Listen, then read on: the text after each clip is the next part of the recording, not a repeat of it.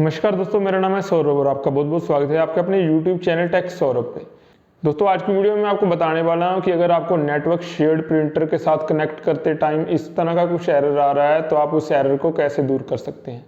तो पूरी प्रोसेस को जानने के लिए वीडियो के अंत तक बने रहें और साथ साथ हमारे चैनल पर नए चैनल को सब्सक्राइब जरूर कर दें और साथ ही साथ इस बेल नोटिफिकेशन के आइकन को ऑल पे जरूर सेट कर दें ताकि हमारे लेटेस्ट अपडेट आप तक जल्दी से जल्दी पहुँच सके, वो बिना किसी देरी के। तो चलिए बिना किसी देरी के शुरू करते हैं हमारी आज की वीडियो।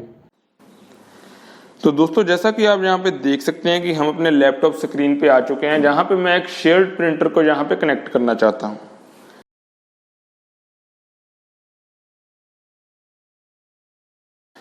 तो दोस्तों सबसे पहले इस पे राइट क्लिक करेंगे और कनेक्ट पे क्लिक करेंगे।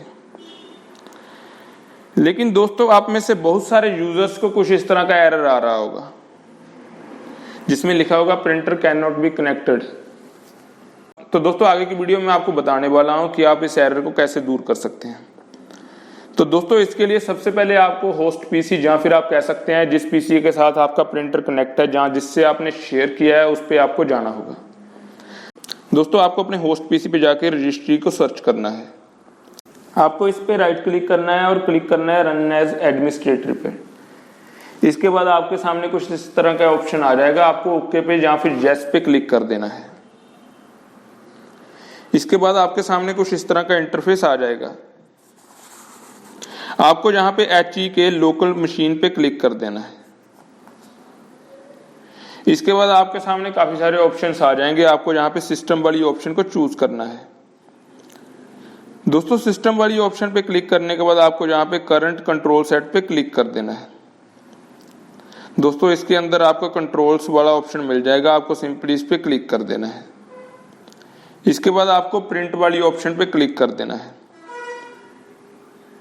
दोस्तों प्रिंट वाली ऑप्शन पे डबल क्लिक करने के बाद आपको जहां पे प्रिंट वाली ऑप्शन पे डबल क्लिक करने के बाद आपको जहां पे साइड में जाना है और जहां पे राइट क्लिक कर देना है। यहां पे आपको एक वैल्यू को ऐड करना है। यहां से आपको न्यू पे क्लिक कर देना है और इसके बाद डी वर्ड 32 बिट वाली वैल्यू को ऐड करना है। दोस्तों इसके बाद आपको इस वैल्यू पे राइट क्लिक करना है और इसको रीनेम करना है। दोस्तों आपको इसका नेम देना है RPC authentic level privacy enabled. दोस्तों इसके बाद आपको डबल क्लिक इस पे कर देना है और इसकी वैल्यू को मॉडिफाई करके 0 कर देना है। देन इसको आपको क्लोज कर देना है। दोस्तों इसके बाद आपको दोबारा से सर्च बार पे जाना है और आपको सर्विसेज को सर्च करना है। इसके बाद आपको सर्विसेज पे राइट क्लिक करना है और रन एज एडमिनिस्ट्रेटर पर क्लिक कर देना है। इसके बाद आपको जहां पे प्रिंट स्पूलर नाम की एक सर्विस दिखाई दे रही होगी, आपको इस पे राइट क्लिक करके इसे रीस्टार्ट कर देना है। तो दोस्तों जहां पे हमारा काम फिनिश हो चुका है, तो चलिए अब अपने लैपटॉप पे चलते हैं। तो आपको एक बार यहां से रिफ्रेश कर लेना है और इस पे दोबारा से राइट क्लिक करना है। इसके बाद आपको कनेक्ट पे क्लिक कर देना है।